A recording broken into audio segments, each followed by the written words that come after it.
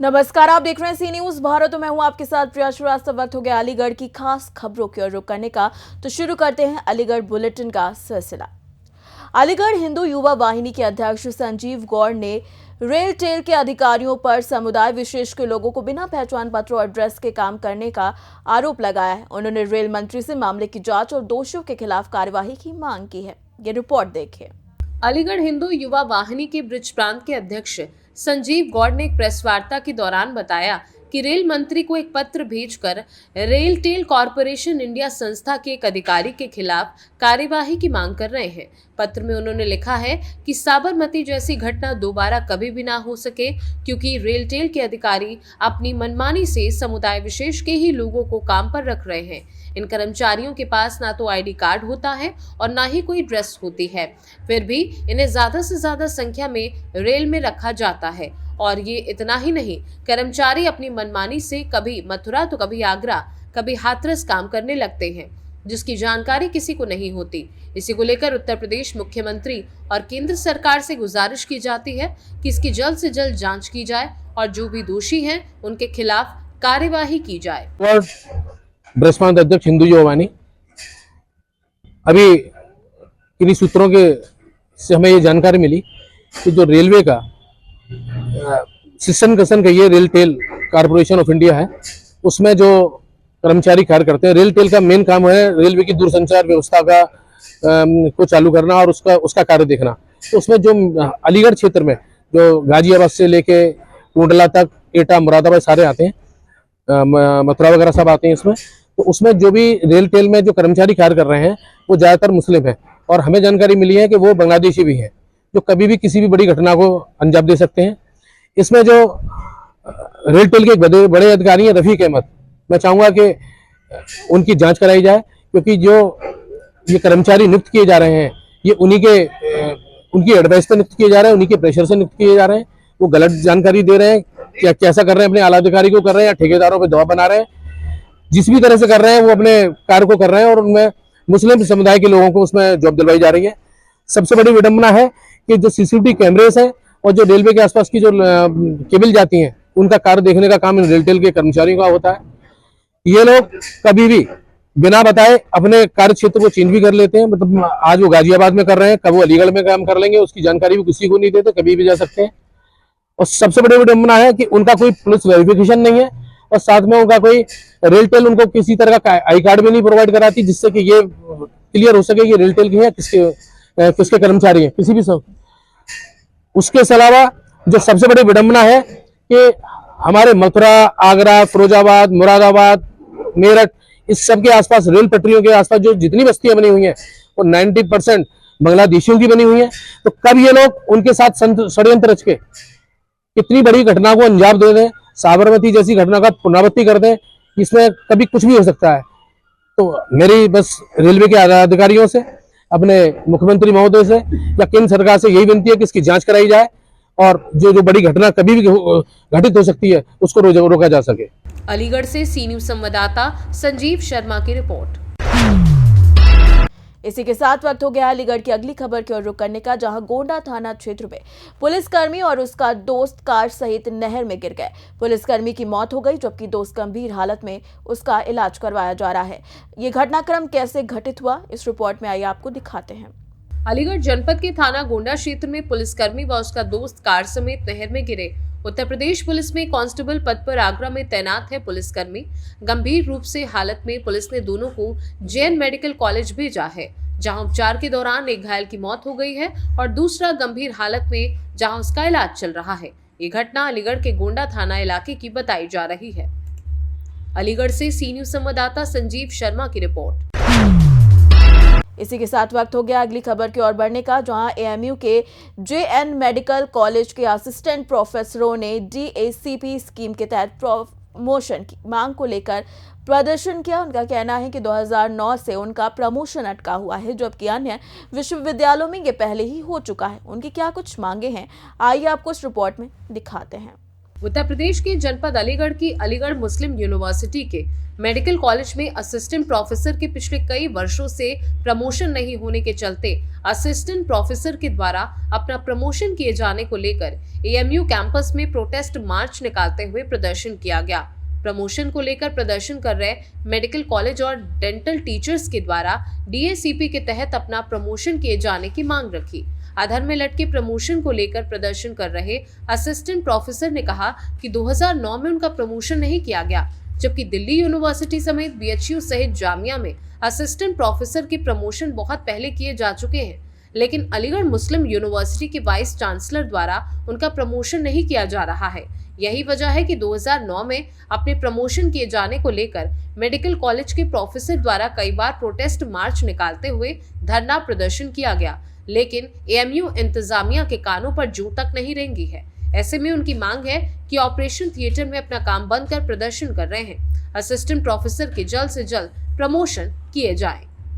हम डॉक्टर रुकैया अफरोज़, मैं बस ये कहना चाहती हूँ कि जो भी ऑथराइज बॉडी है या तो वो एक्सेप्ट करे कि they are incapable of implementing DACP. हमें लिख के दे वो डीएसीपी नहीं इम्प्लीमेंट करने में बिल्कुल अक्षम है, या फिर लगाएं। हमको दसियों साल से इस तरीके से लटकाए ना रखें। हमको साफ साफ बताएं उन्हें लगाना है तो लगाएं, नहीं लगाना है तो भी आके हमें बताएं कि नहीं लगाना है।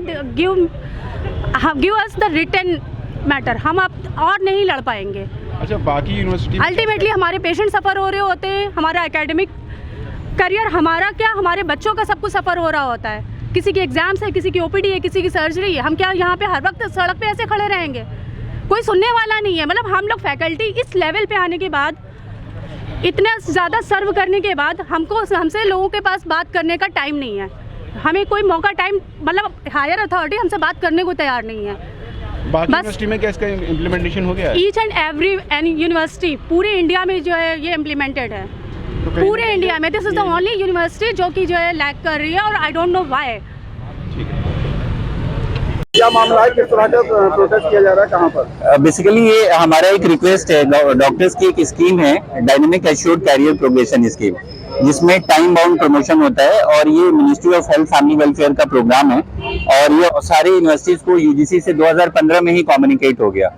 और कम्युनिकेट होने के बाद जो सारी सिस्टर यूनिवर्सिटीज हैं जैसे बीएचयू, जामिया, डीयू, वो ऑलरेडी इस स्कीम को इम्प्लीमेंट कर चुके हैं।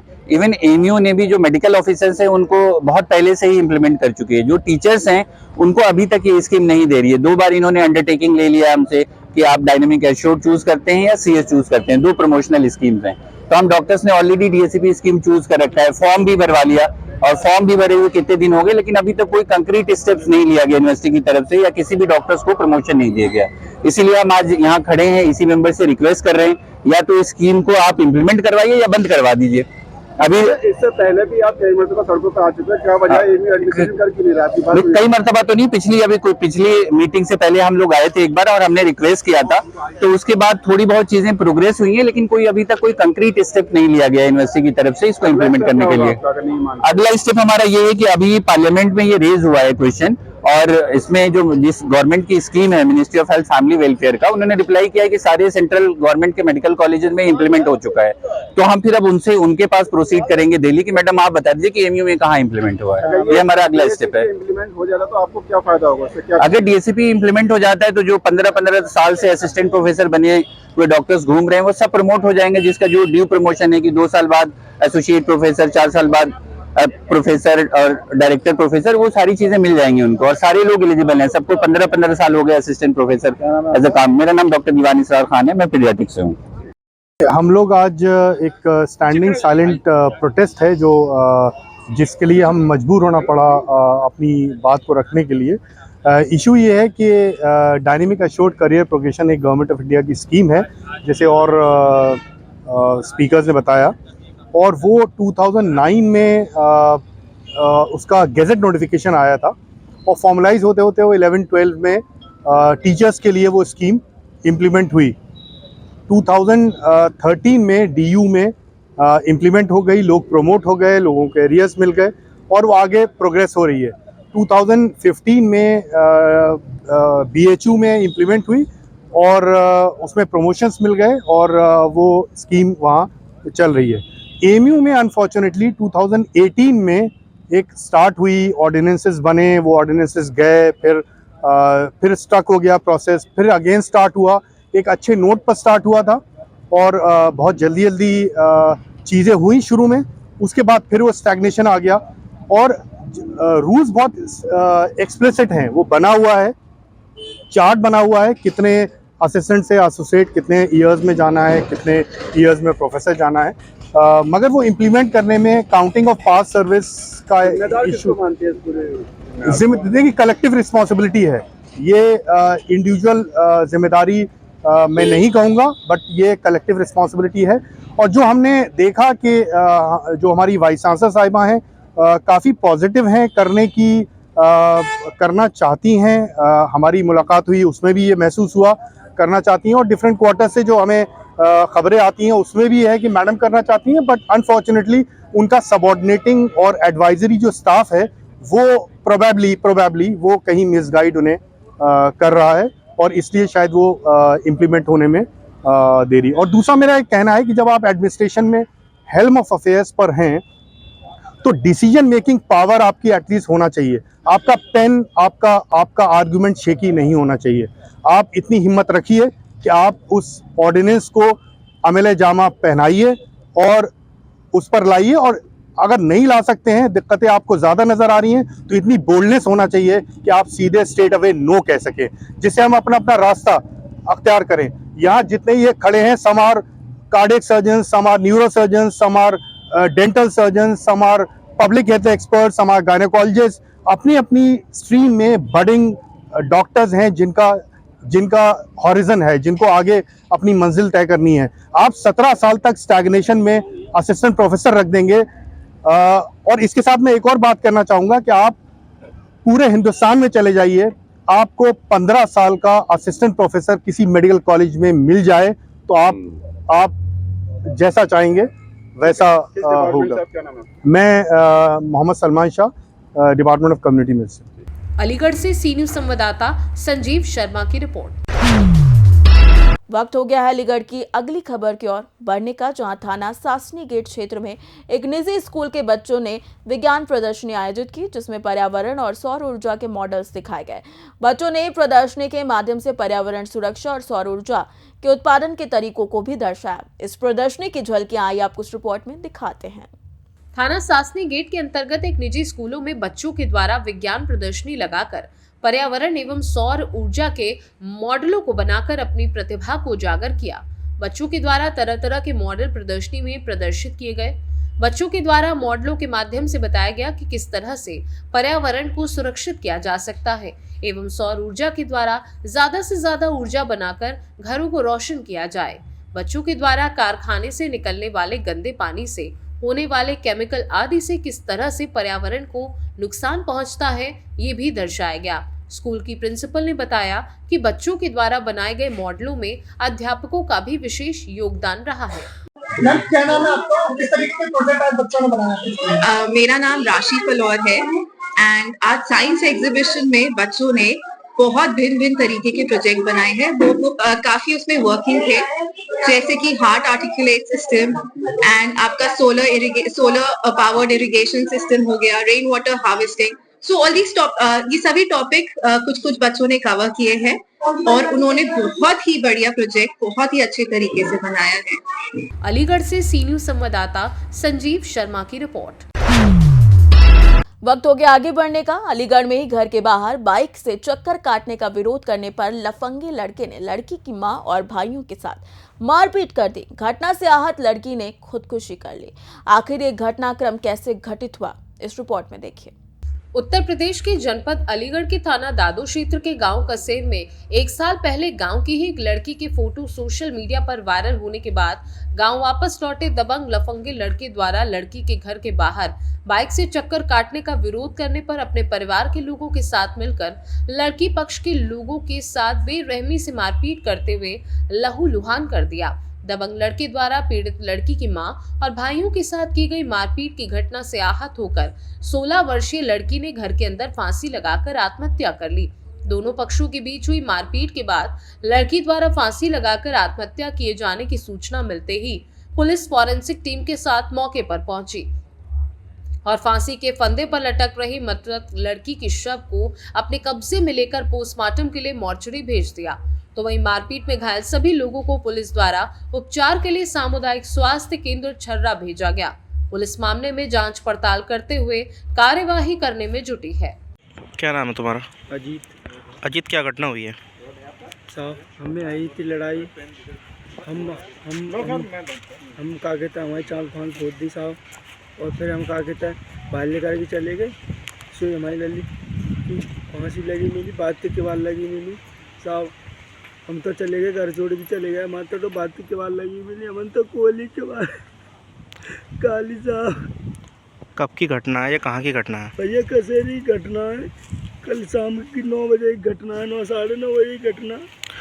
बहन का नाम क्या है? कितनी उम्र थी? प्रियंका कुमारी, 16 साल उम्र। अच्छा, कहाँ के रहने वाले हैं आप? कसेर। थाना कौन सा लगता है? दादू। आपने कोई पुलिस में कंप्लेंट करी है? अभी कंप्लेंट नहीं की है साहब। क्या चाहते हैं आप? साहब हम तो नहीं आना चाहता, हम तो मैंने सजा दे पाना चाहता है। अच्छा, वजह क्या रही है फांसी लगाने की? वजह हमें पता है ना साहब, हमें तो फांसी लगी मिली है, के बारे बात लगी मिली साहब। कभी कुछ बताया बहन ने किसी तरीके का? ने बताया भैया, तो हम पढ़ती हमारा तो। क्या नाम है आपका? सोनू, क्या घटना हुई है? हम अपने बैठे थे साहब, बागे बाद बैठने के बाद 2 आदमी आए थे, जिनने हमारी पत्थर मारी और हम मार टूटी, चांद फारी हमारी, हम बजे घर छोड़ के। तो हमारी बहन हमको तंग मिली, घर से तो लगी मिली हमको। 1-1.5 घंटा बाद आए थे हम।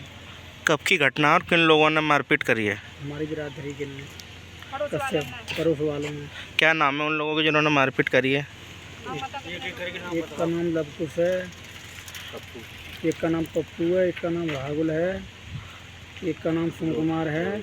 घटना कब की है और कहाँ की है? 9:30 बजे की घटना है साहब। क्या हुआ है बहन को? बहन को फांसी पर चढ़ी मिली साहब हमको। क्या लग रहा है, कैसे फांसी पर चढ़ी है, चढ़ाया गया, क्या हुआ उसके साथ? साहब हमको कुछ नहीं मालूम, हम तो आगे हमने किबार खोली, बात से किबार लग रही थी, बाकी बाद हमें नहीं मालूम साहब कैसे मारी है कैसे नहीं। आपने पुलिस में कोई शिकायत दर्ज कराई है? अभी नहीं करवाई है साहब। क्या चाहते हैं आप? हम चाहते हैं साहब सख्त कार्रवाई हो उनके नाम। बहन का नाम क्या था? कितनी उम्र थी? प्रियंका। कितनी उम्र है? 16 साल। अच्छा, थाना कौन सा लगता है आपका? दादू। अलीगढ़ से सी न्यूज संवाददाता संजीव शर्मा की रिपोर्ट। वक्त हो गया बुलेटिन में आगे बढ़ने का। अलीगढ़ के थाना बन्ना देवी के रसलगंज क्षेत्र के स्थित जिला अस्पताल मलखान सिंह में नशेड़ियों ने सुबह तड़के मरीजों के तीमारदारों के साथ मोबाइल फोन और उनके सामान को चुरा लिया। तीमारदार ने 1500 देकर अपना मोबाइल वापस लिया और अस्पताल प्रशासन और पुलिस से ऐसी घटनाओं पर कार्यवाही की मांग की है। आखिर मामला क्या है, इस रिपोर्ट में देखिए। अलीगढ़ थाना बन्ना देवी के रसलगंज क्षेत्र स्थित जिला अस्पताल मलखान सिंह में नशेड़ियों का आतंक देखने को मिला है, जहां नशेड़ियों के द्वारा सुबह तड़के करीब 5 बजे सोते हुए मरीजों के तीमारदारों का मोबाइल फोन और सामान चुरा लिया। जानकारी मिलने पर तीमारदारों के द्वारा फोन मिलाया गया, जिस पर अन्य व्यक्ति के द्वारा बताया गया कि उसने उसका मोबाइल नशेड़ी से 1500 रुपए में खरीदा है, जिसके उपरांत तीमारदार ने 1500 रुपए देकर अपना मोबाइल फोन वापस लिया। इधर मरीज के तीमारदारों ने अस्पताल प्रशासन और पुलिस प्रशासन से इस तरीके की घटनाओं पर अंकुश लगाने को लेकर कार्यवाही की मांग की है। नाम है आपका? सवार का नाम? कहाँ रहती हो? फतेहपुर। यहाँ वार्ड नंबर 4 में कौन है आपका? क्या नाम है देवर का? राशिद के पापा का नाम? वो कहाँ रहते? राशिद कहाँ रहते? रात क्या हुआ था? रात मोबाइल उठा दिया बेड पे। अच्छा, बेड से मोबाइल चुरा लिया। तो कहाँ मिला मोबाइल आपको? ये माल गोदाम पे आपको बुलाया था फोन करके? हाँ, बुलाया था, तो जंगल से मिले गए 4-5 लोग हैं। जंगल कहाँ है? यहाँ जंगल तो है नहीं। लैंड के पीछे जंगल ले अच्छा, फिर क्या हुआ था? वहाँ से 4-5 बंदे थे वहाँ से, सही ले गए। चाकू रख दिया? चाकू रख दिया। अच्छा, कितने पैसे में मिला आप लोगों को मोबाइल? मोबाइल मिला 6 के बीच में लेके आए। 1500 रुपये में मिला है मोबाइल? हाँ, 1500 रुपये लिए। नाम है आपका? डॉली। डॉली। पति का नाम? कंचन सारस्वत। कहाँ रहती हो? आगरा। या मलखान सिंह में कौन है आपका? मम्मी है। क्या नाम है मम्मी का? चंद्रवती। इनके पति का नाम? राम सिंह। कहाँ रहती हैं ये? हाँ, तो ये कब से भर्ती हैं वार्ड नंबर 4 में? मंगल से बढ़ती है। आज क्या हुआ था रात? रात को हम यहाँ पे थोड़े सो गए थे और पता नहीं कब आया और ले गया यहाँ से 3:30 बजे के करीब कोई आया। तो क्या का सामान गया है? सामान उसमें मोबाइल है, कपड़े हैं और छोटे भैया की मार्कशीट है, सब कागज है। तो आपने कोई शोर फोर मचाया नहीं बचाया? पुलिस को सूचना दी? पुलिस वाले बैठे नहीं है वहाँ पे, यहाँ पे कहते ढूंढ ले, कोई कहता है इधर से। क्या नाम है आपका? मेरा सबनम। पति का नाम? मेरा भाई है वो। भाई का नाम? राशिद। रात क्या हुआ था? हम सो रहे थे। हाँ, तो हमें नहीं पता 4 के और 5 के बीच में ले गए। क्या ले गया उसका? मोबाइल। कहाँ से लिया है? हमारे बेड पे से। वार्ड नंबर 4 से? हाँ। Bed number 13? हाँ। तो फिर मोबाइल कैसे मिला आपको? वहीं पर हमारे भैया को हमने फोन करा, उठाया उसने, मिला कई बार मिला के, फिर जब बोला कि मेरे को 1500 रुपये में दे दिया। कहाँ पे बुलाया था आपको? कहाँ पे बुलाया था? माल गोदाम में कोई, फिर जंगल में ले गया, फिर बाद में उन्हें घेरा लेके जब दिया, ज्यादा कुछ करेगा तो सबको मार देंगे। क्या नाम है आपका? ताहिर। ताहिर जी, कहाँ रहते हैं आप? मैं रहता हूँ गांव फतेहपुर, थाना अलीगढ़, खैर थाना तहसील में। अच्छा, वार्ड नंबर 4 से मोबाइल चोरी हुए हैं, वो किसके हुए हैं? एक मेरे भाई का हुआ था। भाई का क्या नाम है? रशीद। तो कितने समय गायब हुआ था मोबाइल? मुझे तो नहीं पता, 4 बजे के आसपास से। फिर मोबाइल 5 बजे मेरी आँख खुली थी। मोबाइल कैसे मिला? मोबाइल यहाँ से मुझे बुलाया था, रेलवे कटपुला वाला वो है, पुल के नीचे आसपास मुझे फोन दिया था। अच्छा, रुपये में दे के आया, 1200 रुपये दे के आया उसके हाथ में। उसने क्या कहा था? 4-5 जने थे, इधर उधर लग रहे थे। सिंगल बंदा आया, मेरे में डाटा मारा गया, उसने मुझे मोबाइल दिया था। तो कहाँ से मोबाइल चोरी हुए हैं? अंदर 4 नंबर वार्ड से, एक 13 नंबर वार्ड से हुआ था। 13 नंबर बेड से? हाँ जी, और एक हुआ था पता नहीं इधर, एक वार्ड इधर है। अलीगढ़ से सी न्यूज संवाददाता संजीव शर्मा की रिपोर्ट। इसी के साथ बढ़ेंगे आगे। अलीगढ़ रेलवे के जीआरपी और आरपीएफ की संयुक्त कार्यवाही में शराब तस्कर को गिरफ्तार किया गया है, जिसके पास से 24 अवैध शराब की बोतलें बरामद की गई हैं। आखिर पुलिस ने कार्यवाही कैसे की, इस रिपोर्ट में देखिए। अलीगढ़ रेलवे के जीआरपी और आरपीएफ की संयुक्त कार्यवाही का मामला सामने आया है। जीआरपी और आरपीएफ की संयुक्त कार्यवाही के दौरान शराब तस्कर को गिरफ्तार किया था। गिरफ्तारी के बाद कैमरे पर तस्कर ने कबूला था 24 अवैध शराबों की बोतलों का राज। कबूल करने की वीडियो सोशल मीडिया पर जमकर वायरल हो रही है। स्कैनर से स्कैनिंग के दौरान लाल ट्रॉली बैग में अवैध शराब की 24 बोतलें पकड़ी गई थी। घटना 10 दिसंबर की रात्रि 8:30 से 9:30 बजे के बीच की अलीगढ़ रेलवे स्टेशन की बताई जा रही है। कार्यवाही के बाद ना तो शराब तस्कर रहा और ना ही 24 बोतल अवैध शराब। अवैध शराब की 24 बोतल स्कैनर गटक गया या कोई और। सूत्रों से जानकारी मिली है कि अवैध शराब लेकर जाने वाला युवक मथुरा से आया था और बिहार जाने के लिए अलीगढ़ रेलवे स्टेशन पर पहुंचा था। अलीगढ़ से सी न्यूज संवाददाता संजीव शर्मा की रिपोर्ट। वक्त हो गया बुलेटिन में आगे बढ़ने का, जहां बात करेंगे अलीगढ़ के कोतवाली अतरौली की, जहां नवनियुक्त थाना प्रभारी विजयकांत शर्मा की अध्यक्षता में थाना समाधान दिवस आयोजित किया गया, जिसमें राजस्व विभाग की टीम भी शामिल रही। इस दौरान फरियादियों की समस्याओं को सुना गया, जिसमें जमीनी और मारपीट से संबंधित मामले थे, जिन्हें शीघ्र निस्तारण का आश्वासन भी दिया गया। ये रिपोर्ट देखिए। जनपद अलीगढ़ के कोतवाली अतरौली में नवनियुक्त थाना प्रभारी निरीक्षक विजयकांत शर्मा की अध्यक्षता में आज राजस्व विभाग टीम सहित लगा थाना समाधान दिवस, जिसमें फरियादियों की समस्याएं सुनी गई। वहीं आज के थाना समाधान दिवस में जमीनी संबंधित एवं कुछ मारपीट के मामले सामने आए, जिसमें थाना प्रभारी निरीक्षक विजयकांत शर्मा द्वारा शीघ्र ही निस्तारण करने का आश्वासन दिया। इस अवसर पर थाना प्रभारी निरीक्षक विजयकांत शर्मा, उप निरीक्षक नरेंद्र कुमार, उप निरीक्षक एएन रॉय, उप निरीक्षक सुभाष मलिक, उप निरीक्षक महावीर सिंह, उप निरीक्षक सतीश कुमार, लेखपाल सतेंद्र प्रताप सिंह, लेखपाल शाहिद हुसैन, लेखपाल मुनिसा आदि लोग उपस्थित रहे। सगीरा पति का क्या नाम है? कहाँ की रहने वाली है? अच्छा, आज अतरौली के थाना दिवस में आप आई हो, क्या समस्या आपकी? समस्या ये है कि हमारे क्या कहते हैं भैया की चोट लग गई, पास के लड़के ने जो है क्या कहते हैं मारा था, तो जो इसके चोट लगने के कारण कि वो एक होता चला गया, तबीयत खराब होती चली गई उसकी। अब तबीयत खराब के होने के बाद में उसकी मौत हो गई। क्या दिन हो गए मौत हुई उसके? मौत को हो गए क्या कहना 7 तारीख को हुई थी। अच्छा 7 तारीख से मतलब कोई मतलब वो नहीं है। अच्छा, विवाद किससे हुआ था आपके भाई का? अकबर के लड़के से, अच्छा, आयान से। तो आज आप थाने दिवस में आप आई हो, तो कोई आश्वासन मिला इंस्पेक्टर साहब द्वारा? आज आए हैं तो उन्होंने कहा कि मतलब इंस्पेक्टर साहब ने कहा कि मतलब पूरी तुम्हारी मदद होगी। अलीगढ़ से सी न्यूज संवाददाता संजीव शर्मा की रिपोर्ट। अलीगढ़ की इस बुलेटिन में फिलहाल के लिए इतना ही। देश दुनिया की बाकी और खबरों के लिए आप बने रहिए सी न्यूज भारत के साथ।